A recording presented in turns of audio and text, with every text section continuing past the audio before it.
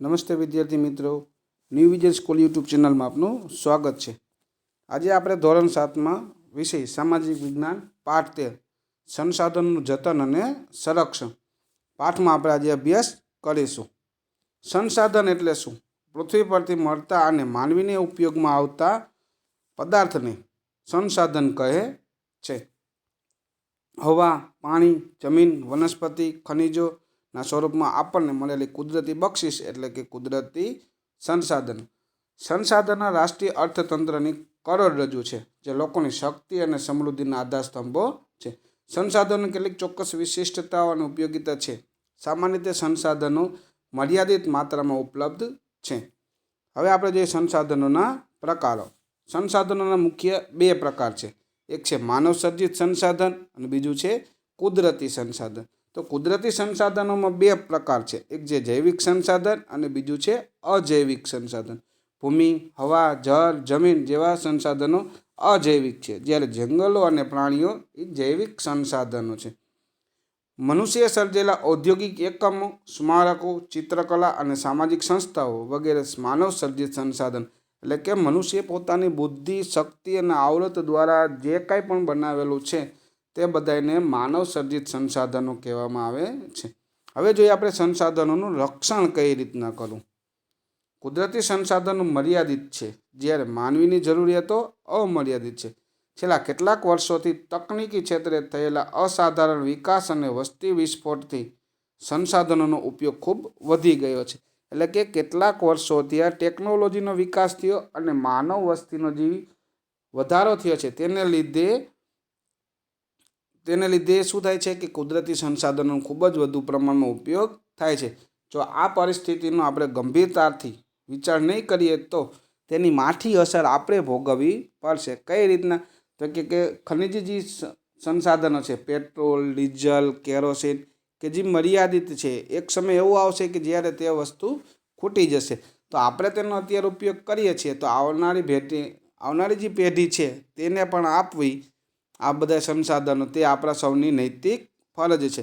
તો આપણે બને ત્યાં સુધી આ બધી વસ્તુ એટલે કે કુદરતી સંસાધનોનો યોગ્ય પ્રમાણમાં અને વિવેકપૂર્વક ઉપયોગ કરવો જોઈએ। જોઈતા પ્રમાણમાં આપણે જરૂર છે કે 1 લીટર પાણીથી થઈ જાય છે, આપણે નાહવા માટે 1 ડોલ પાણીની જરૂર પડે છે, તો આપણે 2 ડોલ પાણીનો બગાડ કરવો જોઈએ નહીં, કે જેથી કરીને પાણીની બચત કરી શકાય। અથવા તો આપણા ઘરમાં જ્યાં પાણી ટપકતું હોય અથવા તો આપણે ઘરની બહાર જાય ત્યારે લાઇટો બંધ કરીને જવી જોઈએ, કે જેથી કરીને આપણે બધી વીજળી છે, પાણી છે, તેનો આપણે બચાવ કરી શકીએ। તો આપણે અત્યારથી બચાવશું તો આવનારી પેઢીને તે બધી વસ્તુઓ સરળતાથી પ્રાપ્ત થઈ જશે। તો વિદ્યાર્થી મિત્રો, આપણે આ જોયું એની કે એનું રક્ષણ કઈ રીતના કરવું।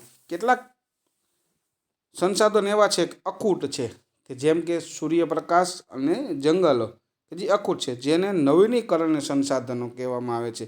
જ્યારે અનવીનીકરણ સંસાધનો પણ છે કે જેને એકવાર ઉપયોગમાં લીધા પછી બીજી વાર ઉપયોગમાં લઈ શકાતા નથી। એવા કયા સાધનો? તો કે પેટ્રોલ, ખનિજ કોલસો, કુદરતી વાયુ, ડીઝલ વગેરે, કે જેનું આપણે બીજી વખત ઉપયોગ કરી શકતા નથી। તો વિદ્યાર્થી મિત્રો, હવે આપણે જોઈએ સંસાધન, કુદરતી જે સંસાધનો છે તેના પ્રકારો। ભૂમિ સંસાધન, જળ સંસાધન, ખનિજ સંસાધન, જંગલ સંસાધન, પ્રાણી સંસાધન અને કૃષિ સંસાધન। તો આમાંથી આપણે આજે સૌપ્રથમ જોશું ભૂમિ સંસાધન। તો ભૂમિ સંસાધનમાં સૌપ્રથમ છે જમીનનું નિર્માણ। જમીન શેની બનેલી છે? જમીન ખડકો, નાના મોટા ટુકડા, કાંકરા, માટીની રજ, હવા, પાણીની બનેલી છે। કોઈપણ દેશનો આર્થિક વિકાસ જે છે તે દેશની ગુણવત્તા એટલે કે દેશની જે જમીન છે તેની ગુણવત્તા અને તેના પ્રકાર પર આધાર રાખે છે। હવે આપણે જોઈએ જમીનના પ્રકારો। જમીનના પ્રકાર। ભારતીય કૃષિ સંશોધન પરિષદ ICAR દ્વારા ભારતની જમીનને કુલ 8 પ્રકારમાં વહેંચવામાં આવી છે। કાંપની જમીન, રાતી જમીન એટલે કે લાલ જમીન, કાળી જમીન, લેટેરાઇટ જમીન એટલે કે પડખાઉ જમીન, રણ પ્રકારની જમીન, પર્વતીય જમીન, જંગલ પ્રકારની જમીન, દલદલ પ્રકારની જમીન। આ બધી જ પ્રકારોમાં અમુક પ્રકાર આમાં જે આપણે ભારતમાં કયા વિસ્તારમાં કેવા પ્રકારની જમીન છે તેના વિશેની આ નકશામાં માહિતી આપેલી છે। આપણે જોઈએ તો કાપની જમીન જે છે તે ગુજરાતમાં પણ છે, કાળી જમીન ગુજરાતમાં પણ થાય છે. એ રીતના જુદા જુદા રાજ્યમાં બધી જુદા જુદા પ્રકારની જમીનો આવેલી છે. તો હવે જોઈએ કે જે જમીન છે તેનું ધોવાણ થતું હોય છે અને તેનું રક્ષણ કઈ રીતના કરવું. તો જોઈએ રેતાળ જમીન છે, રાતી જમીન છે, કાળી જમીન છે. હવે જોઈએ આપણે જમીનનું ધોવાણ. જમીનનું ધોવાણ ગતિશીલ પાણી કે હવા દ્વારા થાય છે. જમીનના ઉપલા કણોનું ઝડપથી કુદરતી પરિબળો દ્વારા અન્યત્ર સ્થળાંતર થઈ જવું તેને જમીનનું ધોવાણ કહે છે. એટલે કે જે ધોવાણ જે છે જમીનનું થાય છે તે ગતિશીલ પાણી એટલે કે વહેતું પાણી હોય, હવા દ્વારા એનું ધોવાણ થાય છે. એટલે કે કુદરતી પરિબળો દ્વારા એક જગ્યાએથી બીજી જગ્યાએ જે સ્થળાંતર થાય છે તેને આપણે જમીનનું ધોવાણ કહીએ છીએ. આવું થવાથી જમીન ખેતીની ઉપજમાં ઘટાડો થાય છે. એટલે શું થાય, આવી રીતના જમીન ધોવાઈ જાય તો જે ઉપલો જે પર છે તે બીજી જગ્યાએ જતું રહે તો તેમાં જે જમીનની ઉપજ જે થાય છે, આપણે 12 મહિને આપણે જે ઉપજ લઈએ છીએ તો એનું પ્રમાણ ઘટી જાય છે.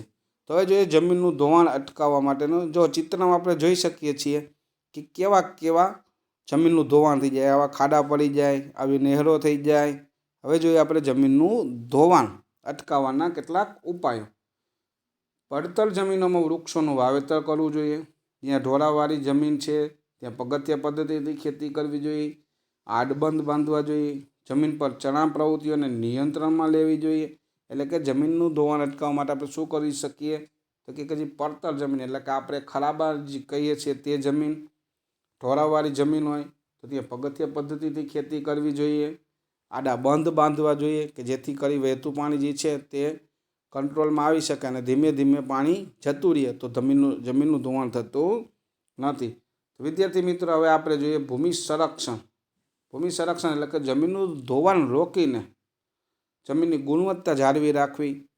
એટલે કે એને જમીનનું રક્ષણ કર્યું કહેવાય. કે જે જમીન છે એ ફળદ્રુપ નથી તેમાં પાછી ફળદ્રુપતા લાવવા માટે આપણે સેન્દ્રિય પદાર્થો એટલે કે દેશી ખાતર એટલે કે છાણને એનો ઉમેરો કરવો જોઈએ અથવા તો અળસિયાનું ખાતરનો ઉમેરો કરવો જોઈએ જેથી કરીને તેની ફળદ્રુપતા પાછી મેળવી શકાય. તો વિદ્યાર્થી મિત્રો, આજે આપણે આ ભાગમાં ભૂમિ સંરક્ષણ અને ભૂમિ સંસાધન વિશે આપણે સંપૂર્ણ માહિતી મેળવી. હવે આપણે બીજા ભાગમાં જળ સંસાધન વિશે માહિતી મેળવીશું. જય હિન્દ, જય ભારત.